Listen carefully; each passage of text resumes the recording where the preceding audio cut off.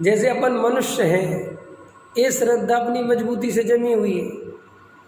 अब मनुष्य हैं ये बात, चाहे फिर हम गरीब हों, चाहे फिर हम अमीर हों, चाहे हम रोटी खा रहे हों, चाहे रोटी नहीं खा रहे हों, मैं मनुष्य हूँ, इसमें अपरंचमात शंका नहीं है। आया समझ में? हम बड़े आदमी हैं, जैसे कोई मुकेश अंबानी से पूछो तो मनुष्य हो के तरह हो तो क्या जवाब देगा? यार तुम भी मनुष्य हो,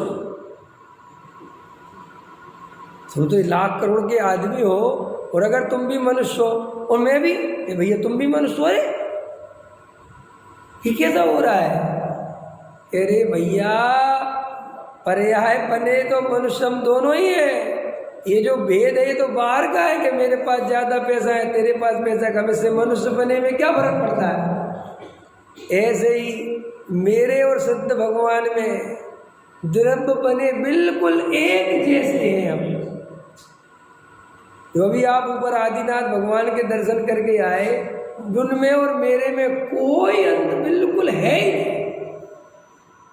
अच्छा, उनके पास सिद्ध पर्याय और मेरे पास ये राग देश की, हाँ ये पर्याय संबंधी अंतर है, लेकिन स्वभाव अपेक्षा वे और मैं एक जैसे हैं। वे भी जीव जाति के हैं और मैं भी जीव जाति का हूँ। देखो अपनी जाति से बल आता नहीं आता बद्रसेन जी, जाति का बल समझते हो आप? जैसे देखो जाति का बल समझाता हूँ। जैसे अपन किसी के घर पे गए और वो बहुत बड़ा आदमी है थोड़ा, लेकिन अपन जैसे उसके घर पे बैठे और उसने कहा आओ भाई साहब, और अपन ने उसका नमोकार मंत्र देखा, महावीर की फोटो देखी, अरे ये तो जैन है, तो देखो थोड़ा सा अपन में ही वजन आ जाता है, अरे अपनी जाति का है, होता है कि नहीं होता? फिर बाद में उसकी बात से लगा कि तो भिंड का ही लग रहा है, ये तो हमारे सागर का लग रहा है, ये तो हमारी खतौली जैसी आवाज़ है। अच्छा भैया कहाँ के हो? कि मैं भिंड का हूँ। अरे और ताकत आ गई भिंड की। मैंने अब उसका देखो बड़ापन जो है वो अपन को ऐसा इतना भारीपन नहीं लग रहा, अरे भिंड का ही हो गया देखो।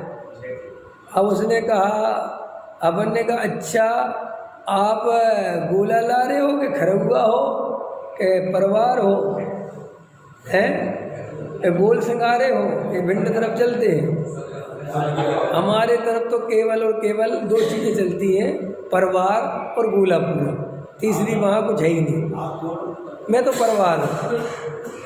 तो उसने कहा कि अरे भैया हम तो गोला ला रहे हैं, गजब हो गया साहब, अपना तो गोत्र रहे। अरे खत्म। और भाई साहब ले चाय वाय ले, देखो जैसे ही ऐसी समानता मिली तो आपके सारे शंकाएं, पैसा देना कि नहीं देना, अरे लो ना यार भाई साहब, देखो शंकाएं मिट गई, भय मिट गया, अपनापन आ गया, हो गया कि नहीं हो गया?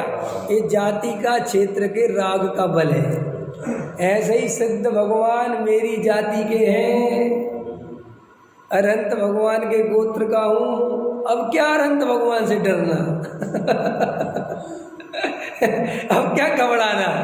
अब तो भगवान हम और तुम एक ही नैया पे सवार है, गजब हो गया। और अब मुझे मुक्ति की क्या चिंता? जब बड़े भैया को मुक्ति मिल गई तो मुझे मिलनी है, क्योंकि हमारा पिता एक ही है। नहीं समझ में आया? भैया बोर में अलग अलग नहीं हूँ। जब मेरे पिता मोक्ष में बैठे हैं तो मैं संसार में कितने दिन रहूँगा? ऐसा बल आना चाहिए भगवान को देखकर, ऐसी भक्ति आनी चाहिए, ऐसा अपनापन आना चाहिए।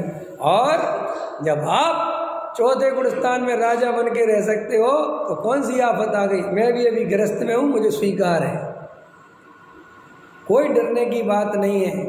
आपका भी जीवन हमें पूरा पड़ा हुआ है हमने, आप भी कई वर्षों तक चौथे गुण स्थान में रहे, मैं भी रह रहा हूँ शांति से और आत्मा आराधना करता हूँ। मुझे कोई भय नहीं है, मुझे कोई डर नहीं है। ये राग द्वेष कसाय मेरे से भिन्न है, मेरा स्वरूप नहीं है। ये आपसे मिलकर मुझे पता चल गया कि साहब फिर मिटेंगी कैसे? ऐसी श्रद्धा के बल से ही मिटेंगी।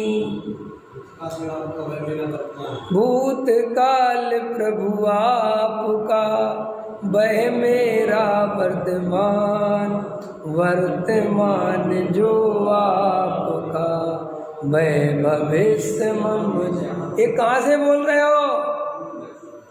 ये बीज देख के बोल रहे हो, क्योंकि जिस बीज में से आपके अंकुरित हुआ है वो बीज अभी मैं हूँ। जब आप में से इतना बड़ा पट वृक्ष निकल गया, उसी आत्मा में से केवल ज्ञान फूट गया, तो फिर मैं भी तो वही आत्मा हूँ। आज नहीं तो कल केवल ज्ञान फूटेगा। अब क्या घबराना कि नहीं साहब, अरे तुम बीज की ताकत नहीं समझते। कोई छोटा सा बीज हो और उससे कोई कहे तुम बट वृक्ष हो, तो वो कहे मैं और बट वृक्ष, अभी नहीं हो सकता। उसमें बट वृक्ष है कि नहीं? इतने से बीज में बट वृक्ष है कि नहीं? हमें तो नहीं दिखता। यही तो गजब की बात है, तेरे पास दृष्टि नहीं है। अभी किसान को दे दे, वो उस बीज में कहेगा बट वृक्ष है, बस बोने बस की देरी है। इतना बट वृक्ष इतना विशाल होगा कि ऐसे हजारों लाखों करोड़ों अरबों बट वृक्ष का जन्मदाता है एक बीज। ऐसे ही हजारों करोड़ों लाखों अनंतों अनंतों सिद्ध पर्याय का जनक हूं मैं, बस बोने बस की देर है। मेरे में से अनंत काल के लिए अनंत सिद्ध पर्याय फूटने वाली हैं। स्वीकार है, ये बात जमती है, विश्वास है। विश्वास ऊपर ऊपर है, अंदर होवे तो चल जावे। अरे भैया, ये रमेश जी आपका माथा मैं देख रहा हूँ, ये 3 लकीरें हैं ना, ये जिसके माथे पे होती हैं, गारंटी से जब वो 62 साल की उम्र क्रॉस करता है, उस पर अथाह संपत्ति होती है। कम से कम 5 तो मकान होते, उसके भाग्य में पक्का है।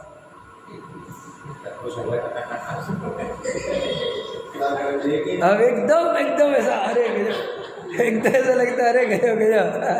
हाँ, क्योंकि मकान का, दुकान का, संयोगों का सुख जानता है, अतीन्द्रिय आनंद का परिचय नहीं, सिद्धों का अर्थ पता नहीं, इसलिए मेरे में से अनंत सिद्ध पर्याय फूटेंगी। ये सुनकर भी अंदर पुरुषार्थ नहीं उछलता, आनंद नहीं उछलता, अस्थि की मस्ती नहीं आती। वो इसलिए नहीं आती कि अभी अतीन्द्रिय आनंद का राज पता नहीं है, पता नहीं क्या होता है। सुना तो है, अनुभव में नहीं पता हमें। अनंत आनंद की दशा का नाम सुख है, सिद्ध दशा, अनंत आनंद। तो हमें ये अंदर में रंच मात्र भी शंका नहीं करना, विकल्प नहीं करना। देखो भाई, घर गृहस्थी है, घर गृहस्थी जैसी चलेगी, उसमें क्या घबराना। लेकिन घर गृहस्थी से मैं गृहस्थ हो गया, ये 3 काल में श्रद्धा नहीं करना। राग के काल में मैं रागी हो गया, ये 3 काल में स्वीकार नहीं कर। कोई कहेगा प्रत्यक्ष रागी है, क्या है, ऐसी चर्चा मिलेगी, प्रत्यक्ष रागी है और अपने को सिद्ध मानता है, तो वो कथन है पर्याय अपेक्षा, कि पर्याय में सिद्ध समान मानने का निषेध है, स्वभाव में सिद्ध समान मानने का निषेध नहीं है। यही आज्ञा है, मानना ही है। अगर इसमें नहीं माने तो पापी, समझ में आया? और पर्याय में सिद्ध माने तो भी पापी। द्रव्य स्वभाव की श्रद्धा नहीं करे तो भी मिथ्या दृष्टि, और पर्याय दृष्टि का ज्ञान नहीं करे तो भी मिथ्या दृष्टि। पर्याय का ज्ञान करना, द्रव्य की श्रद्धा करना।